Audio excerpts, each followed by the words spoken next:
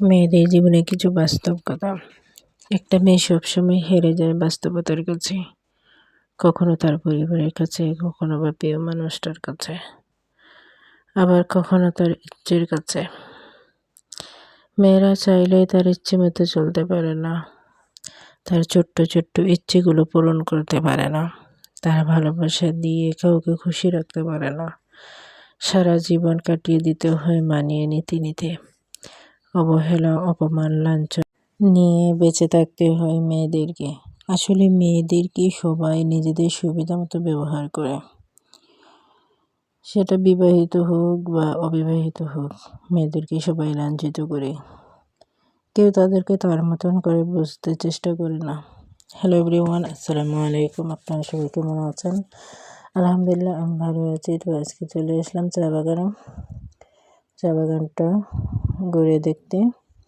তো এটা আমাদের বাড়ির পাশে চা বাগান না, এটা আমার বোনের বাড়ি চলে আসছি আমি। তো বোনের বাড়ির পাশে চা বাগান, তাদের গ্রামে। তো দেখেন চা বাগানটা দেখতে মাশাআল্লাহ বেশ সুন্দর।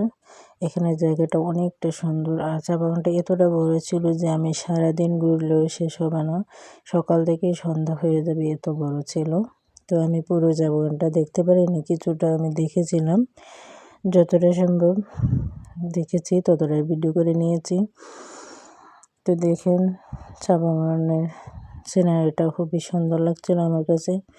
এখানে ভিডিও করলে বা ছবি উঠালে খুবই সুন্দর লাগে, আর সেই সময় আকাশের দৃশ্যটাও খুবই সুন্দর ছিল।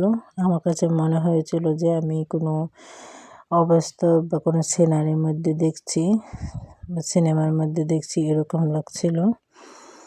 বাস্তবে যে এতটা সুন্দর আসছিল সেটা বলে বোঝাতে পারবো না আপনাদেরকে। আমার মোবাইলটাও ততটা ভালো ছিল না, তাও আলহামদুলিল্লাহ অনেক সুন্দর ভিউ আসছে। তো আপনারা এখানে কেউ আসতে চাইলে অবশ্যই কমেন্টে জানাবেন। চা বাগানটা এখানে দেখতে কিন্তু খুবই সুন্দর আর অনেকটা পরিমাণ বড়। তো বেশ অনেক দিন হয়ে গেছে ভিডিও দিতে পারি নাই, তাই ভাবলাম আজকে চা বাগানের ভিডিওটাই দিই। বেড়াতে আসলে জানান ভিডিও দেওয়া যায় না, অনেক ঝামেলা থাকে। ভেবেছিলাম হয়তো ভিডিও দিতে পারবো, কিন্তু এখানে আসার পর দেখি ভিডিও দিতে পারছি না। তো আমার ভিডিওটা যারা দেখছেন প্লিজ একটা লাইক দিয়ে যাবেন, আর যারা সাবস্ক্রাইব করেননি প্লিজ একটা সাবস্ক্রাইব করবেন। অলরেডি যারা সাবস্ক্রাইব করে দিয়েছেন তাদেরকে অসংখ্য ধন্যবাদ। তো এই ছিল আমার ভিডিও আজকের মতন। পরবর্তী ভিডিওতে দেখা হবে। ভালো থাকবেন, সুস্থ থাকবেন। আল্লাহ হাফেজ।